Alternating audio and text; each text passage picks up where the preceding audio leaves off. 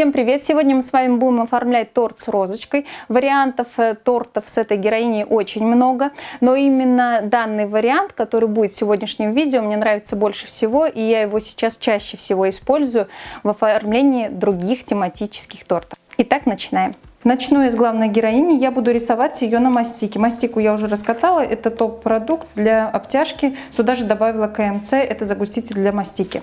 Сразу окрасила ее в розовый цвет. То есть выбрала самый светлый оттенок на ее лице и в такой цвет покрасила мастику. Можно перевести рисунок прямо на мастику. Я показывала этот способ в торте поп-арт.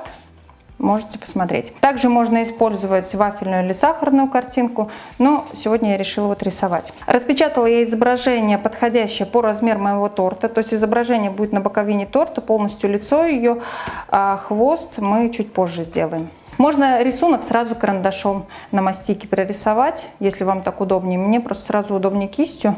Рисовать я буду водорастворимыми красителями и также буду использовать диоксид титана, чтобы цвет был более плотный. И у меня еще есть здесь белые участки, мне их тоже нужно будет прорисовать диоксидом титана. Разбавлять краситель я буду, как всегда, водкой, так как водка быстрее испаряется и краситель мой быстрее будет сохнуть на мастике.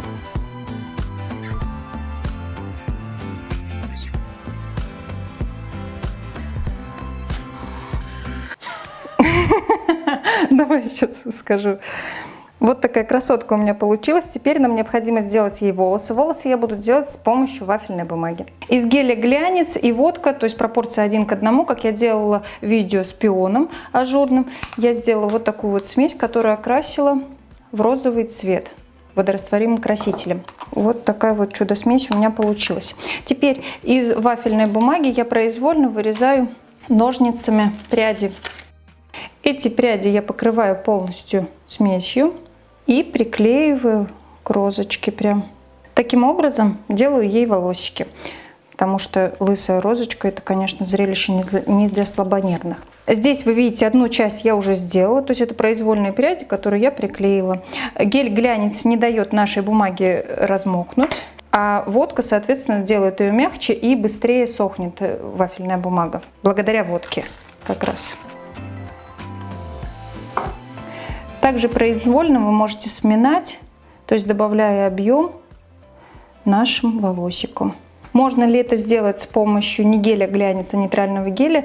Наверняка можно, я просто не пробовала. Если, девочки, вы пробовали делать пион по моему видео с помощью нейтрального геля, то напишите в комментариях, я думаю, многим будет интересно, как получается вафельный пион с помощью нейтрального геля. Из зеленой мастики нам нужно сделать ободок ей. И также из голубой мастики я буду делать цветочки для ее ободка. Вот такие вот трехлистники у нее будут на ободке. На мягком мате я немного расправляю каждый лепесток. Наклеиваю ободок с помощью геля глянец, прикреплю мастику к вафельной бумаге. И лишнее отрезаем. Делаем листочки. И переклеиваем сюда наши цветы. Также все буду использовать гель глянец. Можно использовать пищевой клей, который также сделан из СМС или КМЦ. Можно с помощью сгущенки приклеить.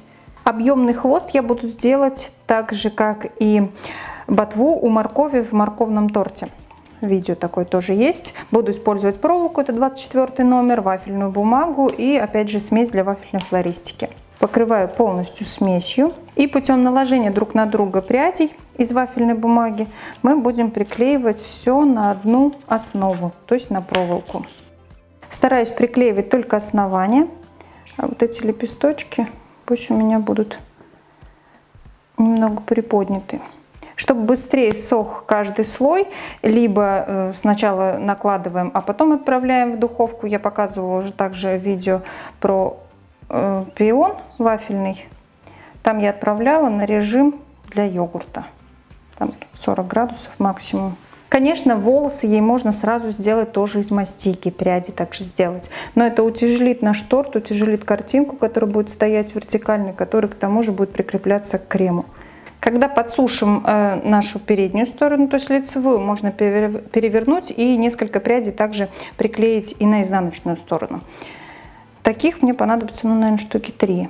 Я отправлю в духовку, чтобы побыстрее у меня все это просохло. Можно это оставить и при комнатной температуре подсыхать. Торт выровнен у меня творожным кремом. Окрашивать я буду с помощью аэрографа. У меня будет переход цвета от зеленого к желтому.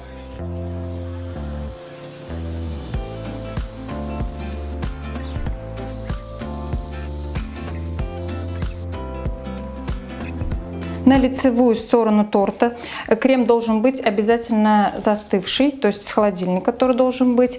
И если вы боитесь, что ваша мастика начнет подтаивать от крема, от конденсата, вернее, который будет выступать на креме после холодильника, то можете покрыть обратную сторону декор гелем, либо гелем глянец, либо еще шоколадом покрывают. У меня, как бы я уверена в этой мастике, это обычный топ-продукт для обтяжки. Я уже много раз ее использовала для кремового торта. Так, приклеиваю прямо к боковине.